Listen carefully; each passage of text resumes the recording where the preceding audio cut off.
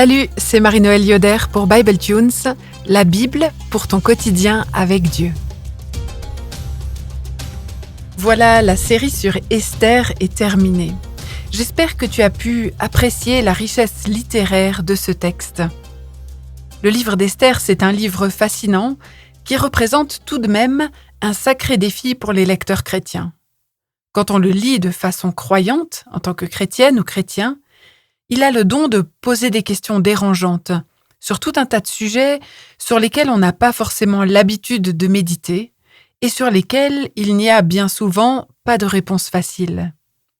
Ce qui me fait plaisir, c'est que, en vous écoutant, je constate que je ne suis pas la seule que ce texte a travaillé au fil des derniers mois. Plusieurs d'entre vous ont réagi aux différents épisodes en m'envoyant un message ou un commentaire, ou bien simplement en discutant avec moi, en discutant par exemple des similarités entre notre monde et celui du livre d'Esther. Bref, ce texte ne vous a pas laissé indifférent et c'est tant mieux. Au fond, l'Écriture ne devrait jamais nous laisser indifférents. Un jour, une jeune femme qui se reconnaîtra, salut Sandra, m'a demandé pourquoi parmi tous les livres édifiants de l'Ancien Testament, j'avais choisi Esther. Le choix d'un livre parmi tant de livres relève toujours de l'arbitraire, mais j'espère qu'à la fin de cette série, la pertinence de ce livre devient évidente. En fait, quand je vais dans des rencontres de femmes chrétiennes, Esther est souvent citée comme personnage préféré de la Bible.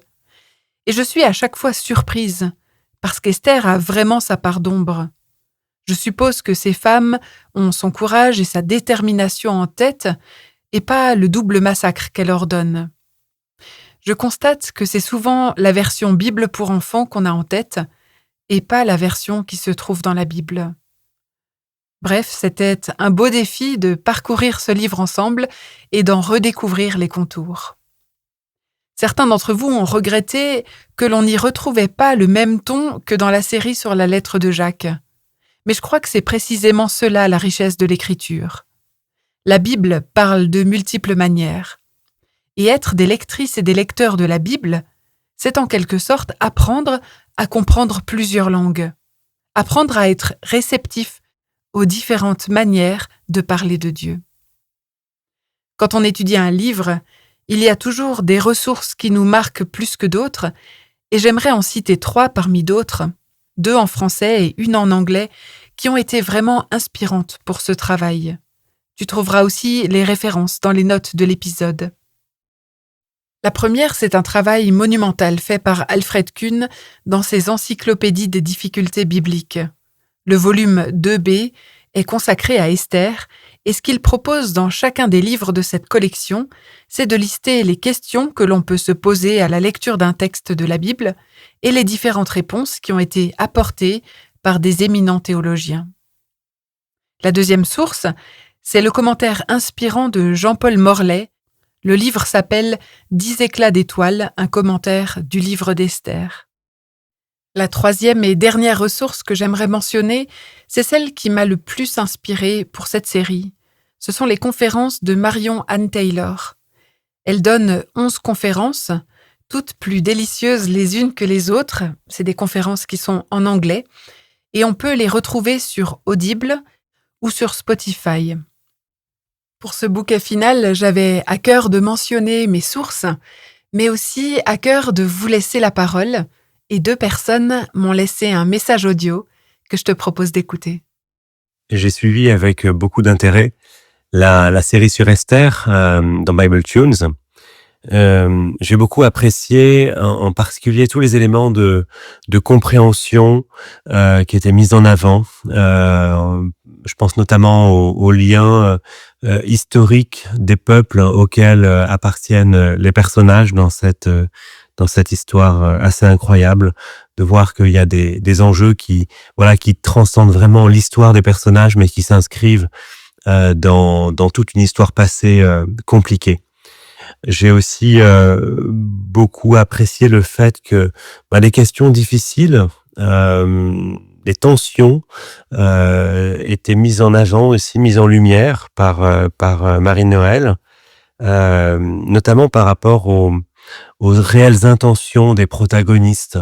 Et parfois, en lisant rapidement le texte, on peut passer un peu, on peut présupposer des intentions, faire un peu des projections. Et puis là, les questions qui ont été soulevées par Marie-Noëlle m'ont permis d'aller plus en profondeur dans le questionnement. Peut-être pas, c'est pas toujours des réponses, mais justement oser se poser des questions sur les intentions réelles, les intentions cachées des personnages qui sont pas toujours si claires, si évidentes à discerner.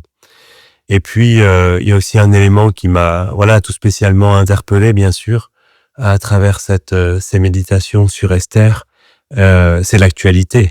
C'est de pouvoir méditer cette parole millénaire aujourd'hui, en 2025, alors que avec tout ce qui se passe au niveau géopolitique. Et puis me vient cette pensée de me dire hélas, rien de bien nouveau sous le soleil. Voilà, un grand merci. Coucou Marie-Noëlle, un petit retour sur le livre d'Esther. Merci pour le travail de recherche, d'écriture, le travail de mise en voix, de technique derrière, qui nous permettent d'approfondir toutes les semaines un petit bout du texte biblique.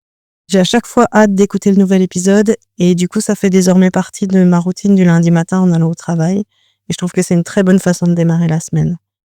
Merci pour l'introduction musicale qui a été choisie et puis le visuel, c'était vraiment fantastique. Et dans ce voyage au cœur de la Perse antique, j'ai particulièrement apprécié l'éclairage sur l'ascendance et les relations qui datent de plusieurs générations entre Mardochée et Aman. Je trouve que ça a permis de pointer le contexte plus large du conflit qui noue le cœur de l'histoire. J'ai beaucoup aimé l'épisode qui met en avant et qui réhabilite l'image de la reine Vasti qui était vraiment puissant et réjouissant. J'ai aimé prendre le temps dans l'histoire d'Esther de prendre conscience combien Esther, dans des conditions plus que difficiles, non choisies, subies, qui fait face aux menaces de mort et puis à l'incompréhension de qui elle est en tant que juive et en tant que femme, qui choisit tout de même d'agir et puis d'agir avec courage, avec sagesse et avec discernement. J'apprécie aussi de découvrir les différentes interprétations qui ont pu être faites ou qui sont faites à propos de tel personnage ou de telle réaction. Ça pousse à se décentrer et ça amène la réflexion et la discussion. Le fait de ne pas couper ces fameux derniers chapitres qui nous dérangent tellement par leur violence permet de se poser des questions importantes. J'apprécie que tu prennes le temps de ne pas éluder les sujets difficiles. En discutant du podcast, ma sœur disait aussi « Merci d'avoir revisité ce classique des écoles du dimanche en osant pointer les drames de cette histoire. Merci pour les conclusions pertinentes, celles qui disent « Ce n'est pas la mort du méchant qui transforme le monde, c'est la mort du juste. » Et puis aussi « Justice et paix pour les victimes, justice et paix pour les auteurs. » Merci pour les prières de conclusion qui nous mettent en réflexion et en action par la prière face aux injustices de ce monde qui sont bien réelles encore aujourd'hui. Un grand merci pour ces retours qui témoignent du chemin parcouru ensemble et qui m'encouragent. Certains d'entre vous ont aussi été bien actifs sur la page Instagram du podcast et je vais répondre ici à 2 questions qui m'ont été posées. La première, c'est est-ce que tu prépares tous les épisodes en un coup ou semaine après semaine ? J'aimerais bien partir sur une île déserte et préparer tous les épisodes d'un livre en un coup, mais comme j'ai une vie à côté de ce projet, j'essaye plutôt d'écrire, d'enregistrer et de monter un épisode par semaine. Certains textes demandent parfois qu'on leur consacre plus de temps, et c'était particulièrement le cas pour certains épisodes du livre d'Esther qui m'ont demandé à réfléchir longuement à ce que je pouvais en dire. La deuxième question qui a été posée, c'est combien de temps prends-tu pour préparer un épisode entre la recherche, l'écriture et l'enregistrement ? Un épisode me prend environ 1 journée de travail, sans compter la réflexion et la méditation qui se fait souvent tout au long de la semaine. Une dernière question qui revient souvent, c'est « et après ?» Et après, qu'est-ce qu'on va méditer ? Qu'est-ce que tu vas nous proposer ? Après 2 semaines de pause, je te proposerai une méditation du livre de Jude, de l'épître de Jude. Jude, c'est le frère de Jacques. C'est un livre court, mais intense, sur lequel je n'ai jamais entendu une seule prédication. C'est un livre qui se trouve juste avant l'Apocalypse, un livre qui est très peu lu, mais qui est très pertinent, je crois, pour aujourd'hui. Je me réjouis qu'on puisse cheminer avec ce livre ensemble.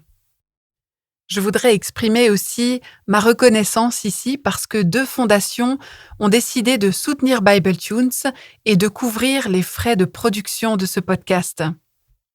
Je fais donc appel à toi si tu souhaites participer au développement de ce projet. N'hésite pas à m'écrire à mn.yoder@bibletunes.com et tu trouveras aussi toutes les informations pour un versement en euros ou en francs suisses sur le site bibletunes.com/fr. Un grand merci pour ton soutien qui se manifeste de 1000 manières.